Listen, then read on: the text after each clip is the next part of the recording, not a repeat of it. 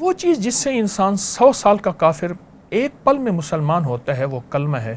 میں نے ایک والدہ کو ہدیہ دیا 70,000 کا نصاب، پھر میرے جی میاں یا اماں کا حق زیادہ ہے، جو اپنے لیے رکھا تھا نا قبر کے لیے، زندگی کے لیے، موت کے لیے، وہ بھی اماں کو دے دیا۔ پھر کہا نہیں تھوڑا ہے، پھر میں نے محنت کر کے 70,000 کا نصاب پڑھا نا۔ کہا تیسرے نصاب کے بعد والدہ خواب میں آئی۔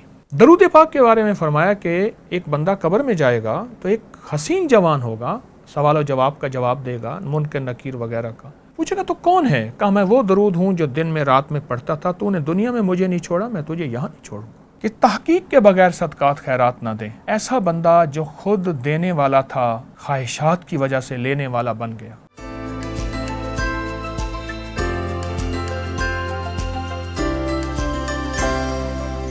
وہ کون سے اعمال ہماری زندگی میں معاملات میں ہوتے ہیں جس پر، اگر آپ کی اماں کی بات یا میں اپنی امی جی کی بات کروں، کہ جس پر ان کی روح بہت خوش ہوتی ہے، اور کون سی چیزوں کی جس پہ رنجیدہ ہوتی ہے؟ پتہ تو شاید آپ کو ہوتا ہے لیکن پھر بھی ذرا دہرائیے اگر ہو جائے تو۔ وہ چیز جس سے انسان 100 سال کا کافر ایک پل میں مسلمان ہوتا ہے وہ کلمہ ہے۔ وہ کلمہ بڑا طاقتور ہے۔ مانسیرا کے قریب ایک جگہ ہے اگی، وہاں ایک آرمی کے افسر تھے، میرے ایک سفر میں ساتھ تھے جی، اور یہ سفر تھا 1988 کا، اور مجھے یاد ہے اس سفر میں ضیاء الحق کا جہاز گرا تھا، وہ 17 اگست 1988 تھا۔ اچھا جی، مجھے یاد ہے 88۔ جی ہاں۔ تو انہوں نے اپنا ایک واقعہ سنا ہے، کہنے لگے میں 70,000 دفعہ کلمہ سارا دن کھلا پڑھتا رہتا ہوں، لا الہ الا اللہ، لا 100 دفعہ کے بعد محمد الرسول اللہ، پھر محمد رسول۔ میں نے 70,000 کا نصاب کیا، میری بیوی نے 70,000 کا نصاب کیا۔ کہا کہ میں نے سب کو ہدیہ دیتا ہوں۔ میں نے ایک والدہ کو ہدیہ دیا 70,000 کا نصاب، پھر میرے جی میاں یا اماں کا حق زیادہ ہے، جو اپنے لیے رکھا تھا نا قبر کے لیے، زندگی کے لیے، موت کے لیے، وہ بھی اماں کو دے دیا۔ پھر کہا نہیں تھوڑا ہے، پھر میں نے محنت کر کے 70,000 کا نصاب پڑھا نا۔ کہا تیسرے نصاب کے بعد والدہ خواب میں آئی اور ایسے کہا میرا سر ایسے سہلا رہی ہیں اور میری اماں کی گود میں میرا سر ہے، اور کہتی ہیں زر محمد، اس کا نام زر محمد تھا، زر محمد تیرا پہلا تحفہ پہنچا تو مجھے نجات ہوئی، دوسرا دوسرا تحفہ پہنچا تو میرے درجے بلند ہوئے، اور جب تیسرا تحفہ پہنچا میں جنت الفردوس میں چلا۔ اللہ اکبر کبیرہ۔ درود پاک کے بارے میں فرمایا کہ ایک بندہ قبر میں جائے گا تو ایک حسین جوان ہوگا، سوال و جواب کا جواب دے گا، منکر نکیر وغیرہ کا۔ پوچھے گا تو کون ہے؟ کہا میں وہ درود ہوں جو دن میں رات میں پڑھتا تھا، تو نے دنیا میں مجھے نہیں چھوڑا، میں تجھے یہاں نہیں چھوڑوں گا۔ اعمال کا ہدیہ اماں کے لیے صدقات خیرات، لیکن صدقات خیرات میں ایک بات ضرور کہوں گا کہ تحقیق کے بغیر صدقات خیرات نہ دیں۔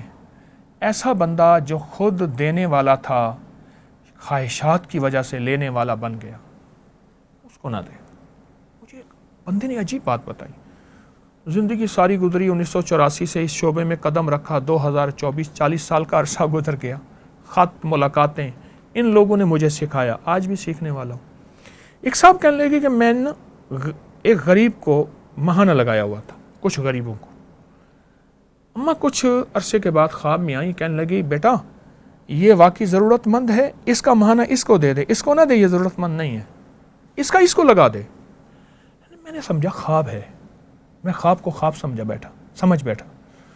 کچھ عرصے کے بعد دل میں خیال آیا، جیسے اماں نا دل میں بار بار آ کے کہتی میری بات کو سمجھ، کیوں نہیں سمجھ رہا، بار بار آ کے نا دل پہ دستک دیتی۔ تو کہا پھر میں نے تحقیق کی وہی بات تھی، 100%۔ وہ ضرورت مند نہیں تھے، انہوں نے اپنا ایک بہروپ مانگنے کا، اور وہ جو ضرورت مند تھے ان کا بھی حصہ میں نے انہیں لگا دیا۔ اور پھر کہنے لگے میرے دل میں احساس ہوا کہ اماں نے آ کے مجھے تھپکی دی اور اماں نے فرمایا بیٹا تو نے سچ کیا، جو کیا لاجواب کیا۔ وہ آج کل انٹرنیٹ کی سپیڈ سلو اور اس کا ہم سب ذکر کر رہے ہیں، جن کا سسٹم ڈاؤن ہوا ہے اور یہ تعلق استوار نہیں ہے، آپ کو کیا لگتا ہے وہ کون سا معمول اختیار کریں کہ یہ نیٹ ورک بحال ہو جائے اور یہ رسیدیں بھی ملیں؟ کیا ادھر سے جائے کچھ ادھر سے، کیا آپ تاکید کریں گے؟ حضرت ابن عباس تشریف لے جا رہے تھے، حضرت عباس کے بیٹے رضی اللہ تعالی، حضور کے چچا، اعلیٰ گھوڑے پہ اعلیٰ پوشاک پہن کے ایک بدو کو دیکھا, نیچے اترے, اپنے گھوڑے کی لگام ہاتھ میں پکڑی اور اس سے بچ بچ کے ایسے کر کے باتیں کر رہے تھے, اور اس بدو کو نا پھر اپنی یمنی چادر بہترین اتار کے ہدیہ دے دی. اور جب تک بدو نے راستہ نہیں بدلا گھوڑے پہ نہیں بیٹھے. تو لوگوں نے پوچھا شیخ یہ دیہاتی آدمی بدو تھا بیچارہ. فرمایا ابے کا یار تھا, ابے کا دوست تھا. جو والد کے دوستوں کے ساتھ صلہ رحمی کرتا ہے اور اماں کی سہیلیوں کے ساتھ تعلق والوں کے ساتھ صلہ رحمی کرتا ہے, ماں باپ کے ہاں بڑا مقام ہوتا ہے اور ایک پل کے اندر سے تاریں جڑ جاتی ہیں. ایک دوسرا, والدین کے لیے بہت دعا, غیبانہ دعا, اور ان کو پڑھ کے ہدیہ, کلمہ, سورۃ قل ھو اللہ, اعمال, تلاوت, تسبیحات, صدقات. لیکن یہ جو صلہ رحمی والا کنیکشن ہے, میرے آقا نے فرمایا والدین کے دوستوں کا خیال کرنا, ان کا جو خیال کرنا ہے, ان کو نہ بھولنا ہے, ان کی ضروریات کا خیال کرنا ہے. میرے والد صاحب رحمۃ اللہ کے ایک ذمہ دار دوست تھے, بڑے ذمہ دار تھے. میں ان کے ہاں جایا کرتا تھا, پچھلے سال فوت ہوئے, بڑی لمبی عمر پائی. کہتے تھے بیٹا حیران ہوں, کہاں سے چلتا ہے میرے پاس آتا ہے, تجھے کوئی غرض نہیں. ایک دفعہ کہنے لگے کیا دعا کروں, میں ذمہ دار ہوں, زیادہ پڑھا لکھا نہیں ہوں. میں نے کہا دعا کریں کہ میری نسلوں میں بھی یہ خیر چلتی رہے, والد کے دوستوں کا خیال رکھیں, والدہ کے دوستوں کا خیال رکھیں. میری اماں کی ایک جاننے والی تھیں, اس کو ماسی عیدو کہتے تھے, عید کے دن پیدا ہوئی تھی, وہ انڈیا سے آئے تھے. اور ماسی جو ہے وہ ماسی ماں جیسی. ماں جیسی. اچھا, ماسی کے بارے میں بھی ایک غم کا بات ہے کہ ہم نے گھر میں نوکرانی کو, ہمیں مانے ہی نہیں پتا. علامہ کوکب نورانی اکاڑوی صاحب نے مجھے اس کے کریکٹ کیا کہ ماسی کا یہ مطلب ہے, اور ہم نے کیسے اس کو صرف یہ کرتے. میں گیا نا, اماں ہمارے گھر میں ٹی وی وغیرہ شروع سے یہ چیزیں نہیں تھیں, کتابوں کا شوق, وظائف, کتابیں. تو میں وہاں گیا تو ماسی عیدے کے گھر اماں بھی ساتھ تھیں. اماں نے کوئی چیز پکائی ہوئی تھی بہت ساری, وہ میں نے اٹھائی ہوئی تھی, اماں ساتھ تھی. میں گیا نا تو ریسلنگ لگی ہوئی تھی, مار کٹائیاں, کہنے لگے بے طارق وہ مہاجروں والا لے جا, بے ان کو چھڑوا دے, ہائے مار دے گا. میں کہ ماسی یہ ٹی وی کے اندر, ابے تو کوشش کر, ابے چھڑوا دے, مار. آئے اس کی ٹانگ ٹوٹ گئی, آئے اس کا, امائی بیچاری بوڑھی پریشان حال تھی, ماسی عیدو. اور اماں بیٹھی مسکرا رہی ہیں. اماں, میں کہ ماسی یہ اندر ٹی وی میں ہیں بندے, ارے کچھ کر دے, چھڑوا دے, ابے چھڑوا دے. آپ نے بھی ذکر کیا تو میری نانی امی جی, ہم انہیں نانی امی جی کہتے تھے, تو وہ میرے ابا جی کی خالہ تھی, تو وہ ماسی جی کے بلاتے تھے ہمیشہ. یہی ہمارے سننے میں وہ آیا, ماسی جی. لیکن جی معذرت, آپ چیز ہے, لفظوں, پکار میں بھی لفظوں کا تقدس ہوتا ہے. پکار میں بھی لفظوں کا تقدس ہوتا ہے. میں بیٹھا ہوا تھا تو میرے ساتھ ایک جوان آیا, تو اس نے کہا میرے چاچو آئے ہیں. تو ایک بندہ نا بیٹھ کے ہنس پڑا. کیوں ہنسا؟ کہہ رہے ہمارے ہاں چاچو بندر کو کہتے ہیں.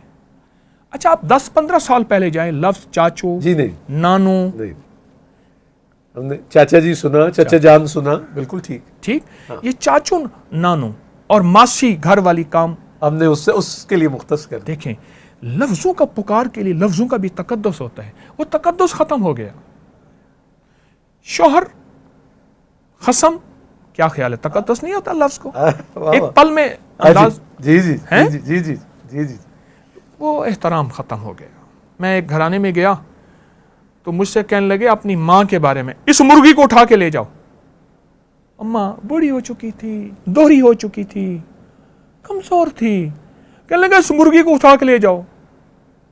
اور میرے دل پہ لگا جو جھٹکا, اوہو, اس ماں کے لیے یہ احترام ہے, اس مرغی کو اٹھا کے لے جاؤ. اور اماں چپ کر کے ایسے بیٹھی ہوئی تھی اور ان کی آنکھیں نمناک تھیں.